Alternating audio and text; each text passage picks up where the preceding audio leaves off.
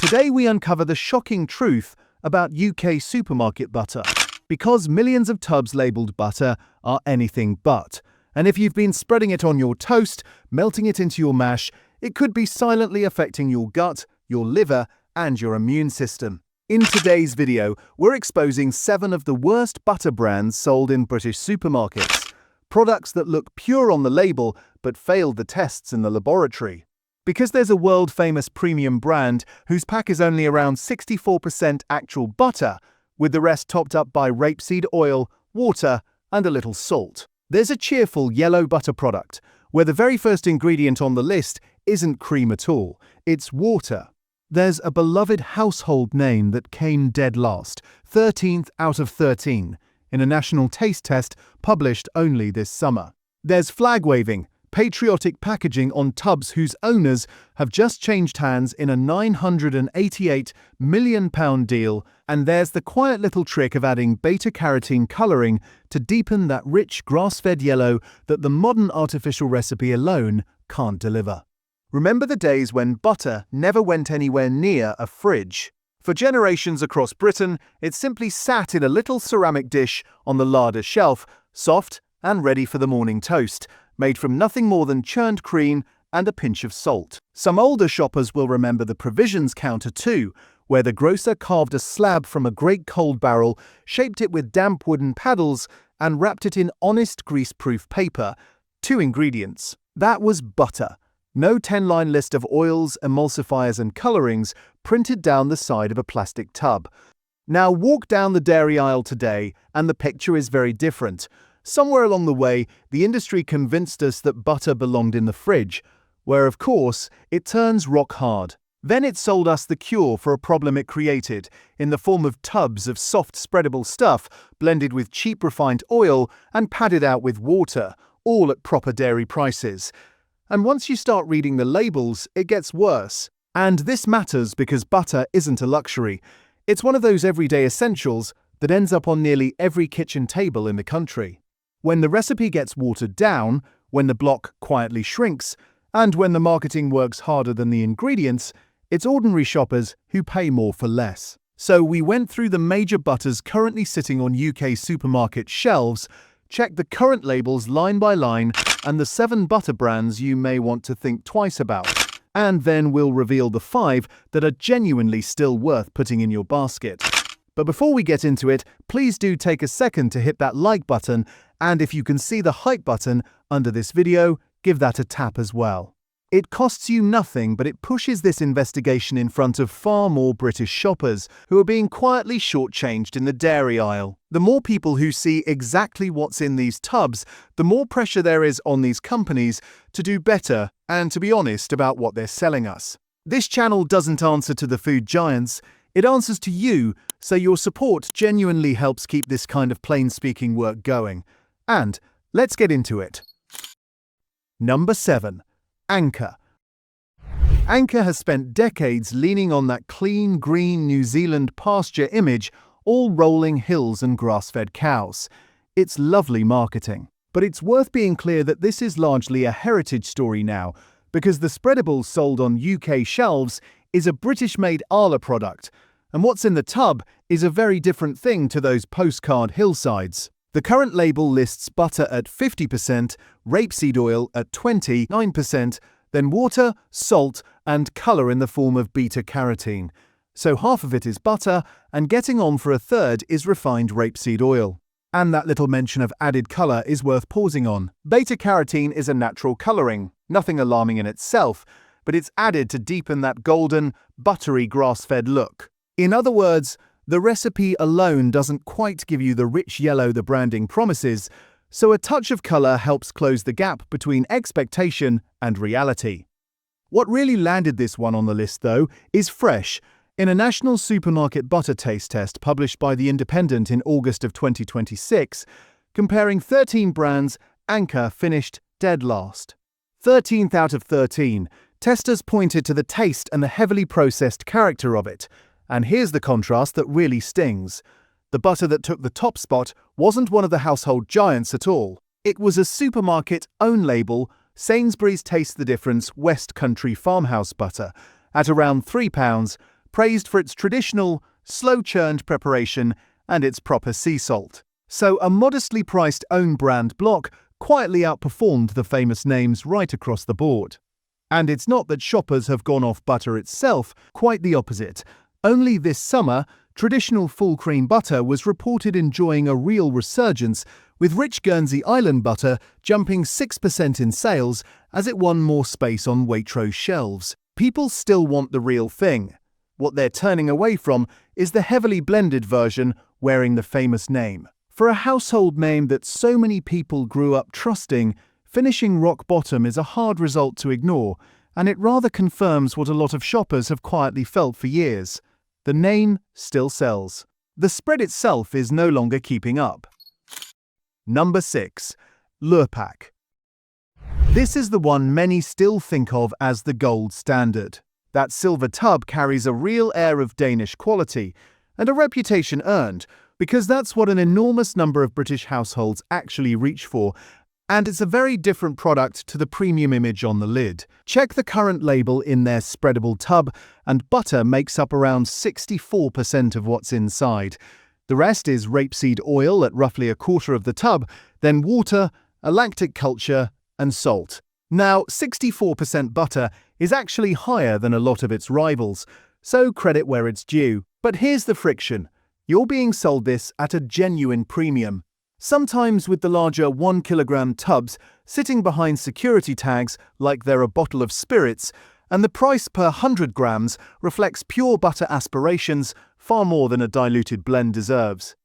Then there's the shrinking. In 2023, the mains tub was quietly cut from 500 grams down to 400 grams. Same familiar tub on the shelf, less inside it.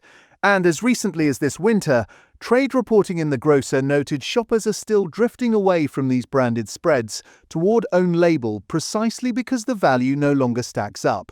Plenty of long-time buyers have simply had enough of paying luxury money for something that's a third oil and water. You'll hear the same weary line from them over and over, that they simply won't pay £6 for a 1 kilogram tub made by Arla and then padded out with rapeseed oil and water.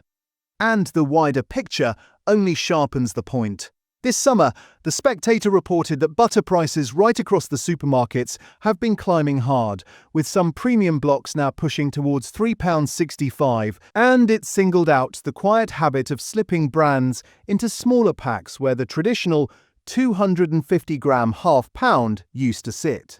Things have got heated enough that the Chancellor recently warned supermarkets the government would be watching closely for price gouging on everyday essentials like butter, bread and milk. When a spreadable tub that's already a third oil and water rides that same wave of price rises, you can understand why so many households are quietly walking away. Number 5. Country life. If ever a product wrapped itself in the Union Jack, it's this one. The whole identity is built on Britishness, on green fields and a sense of homegrown, patriotic dairy. It's a powerful image, and it's exactly why this one deserves a closer look. The current label on the spreadable tub shows butter at 50% and rapeseed oil at 25%, with water and salt making up the rest. So around half of that very British-looking tub is butter, and a quarter is refined seed oil. Price trackers also reported this year that the standard tub had been trimmed from 500 grams down to 400 at some retailers, which is that same quiet downsizing we keep seeing across the aisle. But here's the twist that makes this one genuinely current. For years, the honest point to make was that this flag-waving British brand was actually owned by a Canadian company. As of August 2026, that's changed again. Its owner agreed to sell the entire UK dairy division, including Country Life, to the French giant Lactalis in a deal worth £988 million. So this proudly patriotic butter has just moved from Canadian to French ownership. There's nothing wrong with foreign investment in itself, but it does raise a fair question that no advert will answer for you. When a brand changes hands like this, recipes and sourcing can shift too, and it's always worth watching what happens to the label afterward. And the marketing on these tubs is coming under a broader spotlight too. In August of 2026, regulators moved to crack down on so-called greenwashing in the dairy aisle. ruling that brands can no longer slap carbon neutral or climate neutral claims on packaging when those claims rest solely on buying carbon offsets. Wyke Farms Ivy's Reserve, once famously sold as Britain's first carbon neutral butter, was singled out as a brand those tighter rules will hit. It's a useful reminder that the reassuring words printed on the front of a pack are increasingly being tested against what's actually going on behind them. The British-styled branding on Country Life stays. The ownership has drifted a very long way from those fields on the packet. Number 4. Clover. Now we cross the line from diluted butter into something that's really a spread wearing dairy's clothes. Clover has always traded on that word buttermilk and on soft pastoral imagery that makes you picture a farmhouse kitchen. The current label tells a more complicated story. Buttermilk makes up just 20% of the tub. 20%. The bulk of what you're spreading is vegetable oil, a blend of palm and rapeseed, along with water, salt, a little natural flavoring, and carotenes for color. And it's worth understanding what that headline ingredient actually is, because buttermilk sounds wonderfully rich and dairy, but it's really the thin, milky liquid left behind once cream has been churned into butter. It's the byproduct, not the prize. So the dairy element that the entire brand leans on is barely a fifth of the product, and even that fifth is the watery leftovers of butter making, while oil and water do most of the actual work. To be fair, it's free from artificial sweeteners and hydrogenated fats, so it isn't the worst offender on shelf. But that's not really the point. The point is it's marketed at close to dairy prices, with dairy cues all over it, when it's fundamentally an oil and water spread with a splash of buttermilk for the name. And Clover, too, is part of that same August buyout heading to French ownership, so it joins Country Life as a brand whose future recipe is genuinely an open question. For anyone who's been putting this in their trolley for years assuming they were buying something mostly dairy, that 20% figure tends to come as a surprise. It's one of the brands shoppers most often describe, once they've turned the pack over and read the back, as an industrial spread dressed up in a farmhouse costume, and the numbers rather bear that out. Number 3. Utterly Butterly. Here's one where the label really does say it all, and you don't need us to interpret anything. Just read the very first ingredient. It's water. Utterly Butterly is a spread with a vegetable fat content of around 42%, and the ingredient it contains more of than anything else is water. After that comes a blend of vegetable oils, rapeseed, sustainable palm, and sunflower. Then, a small amount of buttermilk, salt, emulsifiers, a preservative, lactic acid, natural colors in the form of annatto and curcumin, and flavoring. That's a long way from cream and salt in a wooden barrel. This is a properly engineered ultra-processed emulsion built to look and behave like something dairy while relying on trace buttermilk to earn a place near the butter. The cheerful name and the jolly branding are doing something clever here. They nudge you toward thinking dairy, thinking butter, thinking a treat for your toast. What you're actually buying is largely water and refined oil held together by emulsifiers. And it's telling that the most recent change the makers have trumpeted for this product isn't about the recipe at all. It's about the packaging, removing the inner greaseproof paper so the tub is fully recyclable. That's a fine thing to do, but notice what it isn't. Nobody's rushing to put more dairy back in. There's a place for a cheap spread in plenty of budgets, and there's no shame in that at all. What we gently push back on is any impression that this belongs in the same conversation as real butter. On the label, it simply doesn't. When water is the headline act, you know exactly what you're dealing with. While we're on the subject, let's have your thoughts. Do you still keep a proper butter dish out on the counter, or has the fridge and the spreadable tub won in your house? And be honest, have you noticed your usual block quietly shrinking while the price climbs? Drop it in the comments, because these are exactly the everyday details the big brands are hoping we won't all compare notes on. Number 2. Flora Original. Flora is the great survivor of the spreads world, and it's had more identity changes than almost anything else in the aisle. Over the decades, it's been sold to us on the back of heart health messaging, positioned in advert after advert as the modern, sensible, healthy heart alternative to old-fashioned butter, an entire generation nudged to believe that a tub of blended oils was somehow the wiser, more virtuous choice than the dairy fat their parents grew up on. Think of those old adverts. The sensible mum reaching for the tub, the gentle suggestion that butter was somehow the reckless, old-fashioned option, and this factory blend the enlightened one. It was a remarkable piece of persuasion, and it stuck for the best part of 40 years. It's been dairy-based, it's been reformulated more times than most of us can count, and now it's landed somewhere else entirely. Today, it's a fully plant-based, vegan spread, and here we need to be scrupulously fair because the recipe has genuinely changed. The current Flora original is palm oil-free. It's built from a blend of refined plant oils, rapeseed, sunflower, and linseed, along with coconut fat, water, salt, a faba bean preparation, a plant-based emulsifier, natural flavorings, and vitamin A. So, if you've heard older criticisms about palm oil in Flora, the current label has moved on from that, and it's only right to say so.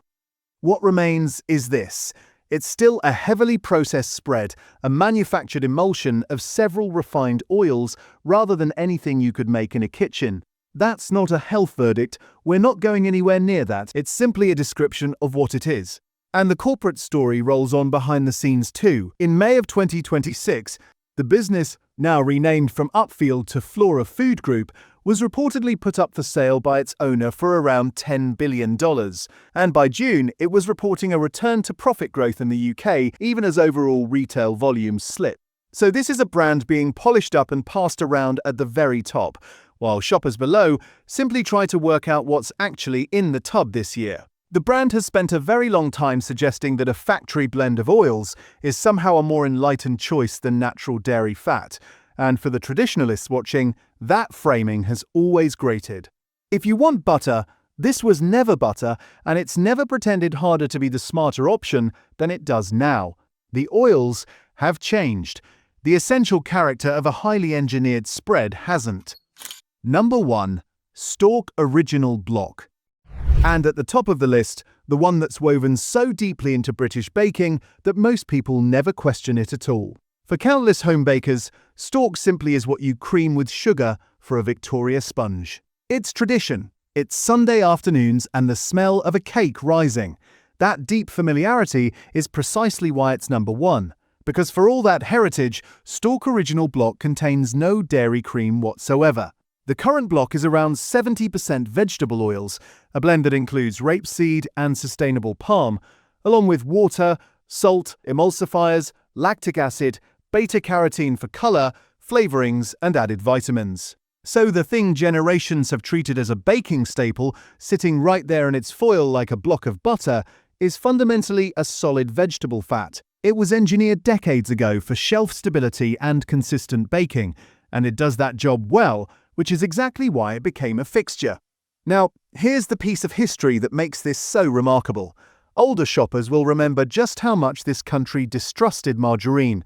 The wartime and post-war spreads, names like Echo and the plain national margarine of the ration book years were tolerated because there was nothing else, and the moment proper cream butter came back, a great many households turned their backs on the substitutes for good. There was a real cultural aversion there, a sense that margarine was the sad stand-in you put up with when times were hard. It was the taste of doing without, of make do and mend, and the memory ran deep enough that for decades the very word carried a faint whiff of hardship.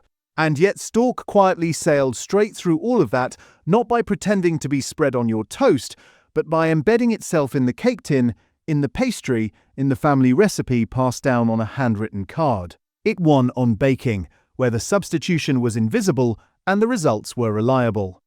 There's no crime in a baking fat existing, and plenty of bakers swear by the results, but the reason it sits at the very top of this list is the sheer scale of the illusion. An entire nation grew up believing this foil-wrapped block belonged in the butter family, when it's never contained a drop of cream. That traditional image is doing an extraordinary amount of work, and once you've read the label, you can never quite unread it. The most normalized product in the British baking cupboard turns out to be the furthest from what its shape and its place on the shelf quietly suggest. So that's the list of the ones to weigh up carefully. Before we get to the genuinely good stuff, Let's make sure you never get caught out again, because spotting proper butter is honestly very simple once you know the tells. First, the 2-ingredient rule. Turn the pack over. Real butter needs almost nothing. Cream or butter and salt. That's it. If you're reading a paragraph of oils, emulsifiers, preservatives, and colorings, you're holding a spread, whatever the front of the pack implies. Second, check the fat. Proper block butter sits at around 80 to 82% milk fat, with no added vegetable oil in sight. Third, watch the size. Keep an eye out for that honest 250-gram half-pound block, and don't assume the tub you've always bought is still the weight it used to be. And fourth, the old solution to hard butter. You don't actually need the oil-blended spreadables at all. A simple ceramic butter dish on the counter keeps real butter soft and spreadable at room temperature, exactly the way our grandparents kept it before anyone thought to sell us the problem and the fix in the same aisle. Now, the good news. There are still genuinely excellent butters on UK shelves, made properly, and here are the ones worth seeking out. First, Graham's The Family Dairy Scottish Salted Butter. This is an independent, family-owned Scottish dairy from Stirlingshire, and its slightly salted block is exactly what butter should be. The label reads butter and salt, with a minimum of 80% milk fat, and nothing else muscling in. It's not some pricey specialist item, either. It's widely stocked and sensibly priced. And it's got the awards to back it up. In June of 2026, this very butter won both Overall Butter and Overall Dairy at the Royal Highland Show, which is about as serious as Scottish dairy recognition gets. The dairy also states that its supply is free from the Bovaer feed additive, which is their own claim, but it's part of why so many people have come to trust an independent name over the mass-market giants. If you want one dependable, honest, everyday block, this is a superb place to start. Second, Trewithen Dairy, sold under the Cornish Dairy Co. name. This is proper West Country butter, coming in at 98.2% Cornish butterfat, with just salt making up the rest. And crucially, no added oils at all.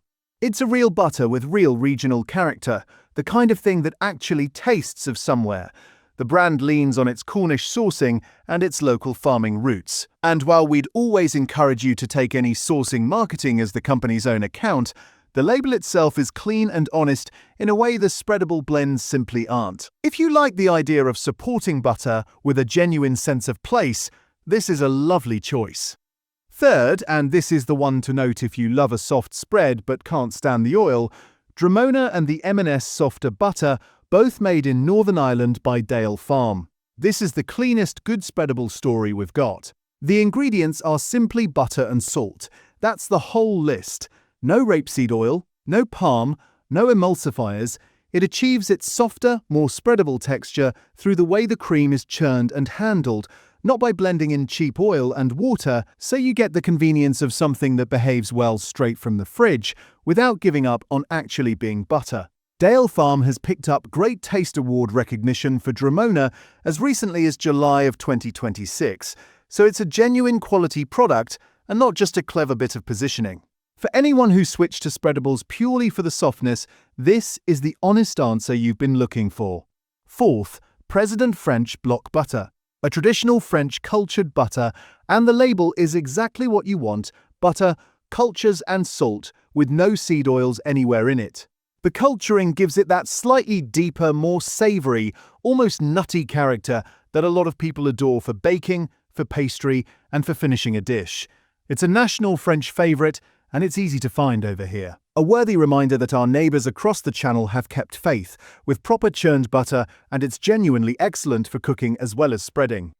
Fifth, all things butter organic, churned at Brew Valley Farm in Somerset. This is a 2-ingredient, Soil Association certified organic butter, double churned for a lovely rich texture, and it's a real showcase for modern British artisan dairy done right. One honest note, so we're being straight with you: it comes in a 200-gram pack, so don't judge it by the size, judge it by what's inside and the price per gram. And that's really the heart of everything we've been saying today, because a small pack of clean, honest butter is a completely different thing to a downsized tub of oil and water sold at the old price. Pack size isn't the con on its own, It's paying more and getting less real food that stings. On that measure, a clean, organic, double-churned butter made with proper craft is worth every penny to the people who love it. If you want to treat yourself to something a cut above the everyday block, this is a genuinely special one. And sixth, the option nobody in the dairy aisle wants to mention. Make your own at home. Now, this absolutely isn't for everyone, and if you're rushed off your feet, there's no shame in reaching for a good block instead. But if you have the time, even just once, it's genuinely eye-opening, and it's far, far easier than most people imagine. Homemade butter is about as pure as food gets. You know exactly what's gone into it, there's no oil, no colouring, and no mystery. And you even get fresh buttermilk out of it for baking. Here's how to do it simply. Start with your one and only ingredient, double cream. For your first attempt, just grab a pot of good quality double cream from the supermarket, and if you can stretch to an organic or a higher fat one, even better, because more fat means more butter. Let it sit out for a little while so it's not fridge cold, as slightly cool room temperature churns far more easily. Then you've got two easy routes. The lazy way is a jam jar, fill it no more than halfway, screw the lid on tight, and shake. It'll go to whipped cream first, then, after a few more minutes, it suddenly seizes and splits into solid yellow lumps and thin milky liquid. That liquid is your buttermilk. The quicker way is an electric mixer or food processor. Pour the cream in and run it until it passes the whipped stage and clumps into butter and liquid, which usually takes only a few minutes, so watch it and don't wander off. Once it's split, pour off and keep the buttermilk for scones or soda bread. Tip the butter solids into a bowl of cold water and press them together with the back of a spoon, pouring the cloudy water away and adding fresh cold water again. Repeat until the water runs clear. This rinsing step matters because any trapped buttermilk left inside will make your butter turn sour quickly, so a proper rinse keeps it fresh. Finally, work in a good pinch of salt to taste, press out any last drops of water and shape it. Wrap it in grease-proof paper, exactly like that grocer once did, and keep it in a dish. That's butter, the way it was always meant to be, made in your own kitchen in under 10 minutes. If this investigation has helped you see the dairy aisle a bit more clearly, please give it a like, tap that hype button to help more shoppers find it, and subscribe, because we've got plenty more of these coming. And tell us in the comments which food you want us to put under the microscope next, whether it's tea bags, bread, or olive oil. Until next time, check your labels, question your brands, and protect your plate.